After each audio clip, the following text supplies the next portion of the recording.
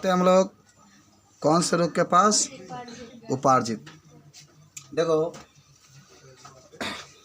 वही रोग जो जन्म से नहीं होते हैं, जन्म के बाद किसी कारणवश उत्पन्न हो जाते हैं, उसे उपार्जित रोग कहते हैं। याद हुआ? तो लिखो, वे रोग जो जन्म से, खूब मेहनत से पढ़ो, नहीं होते हैं, जन्म से नहीं होते हैं, किंतु जन्म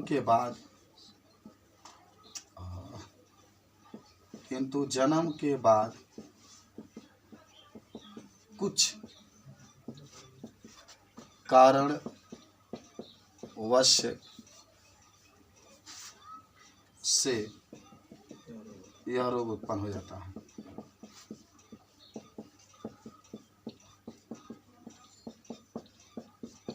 तो इसे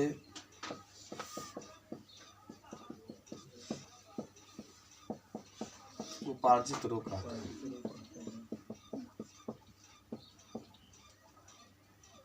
उपार्जित रोग कहते हैं।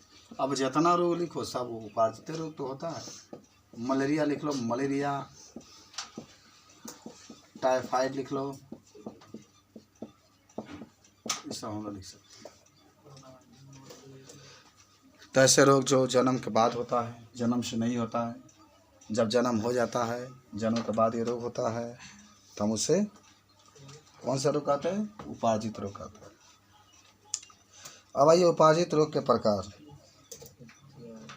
उपार्जित रोग दो प्रकार का होता है, संक्रामक और असंक्रामक। तबेली बना लो, उपार्जित रोग के प्रकार, यानी टाइप्स ऑफ एक्वायर्ड डिजीज। पूरा अंग्रेजी में जरूर आप लिखते चलेंगे जितना चीज़ें पढ़ेंगे। पहला होता है संक्रामक या संचरणीय रोग। दोनों एक ही बात होता है, या संचरणीय रोग। इसको अंग्रेजी में संक्रामक का क्या कहते हैं अंग्रेजी में? हाँ, इन्फेक्शन,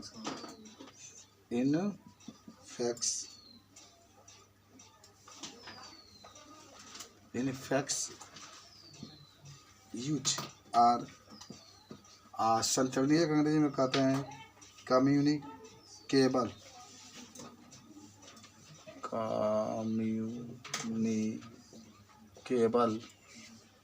डिजीज।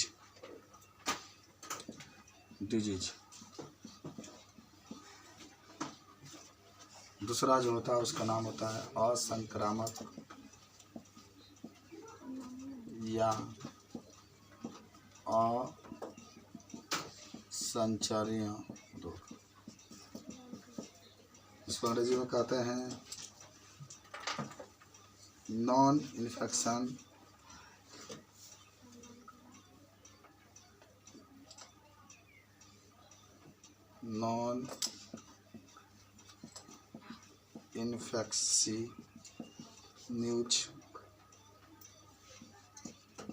और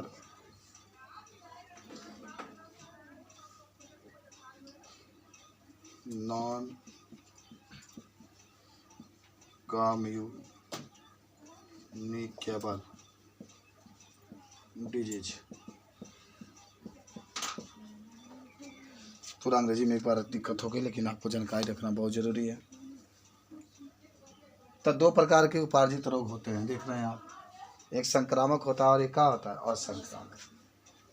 तो उपार्जित रोग, आपके रोग तो पहले दो प्रकार के हुए, एक जन्मजात रोग और एक उपार्जित। अब जो उपार्जित रोग होते हैं वो दो प्रकार के होते हैं, एक संक्रामक और एक क्या होता है? असंक्रामक। ठीक है।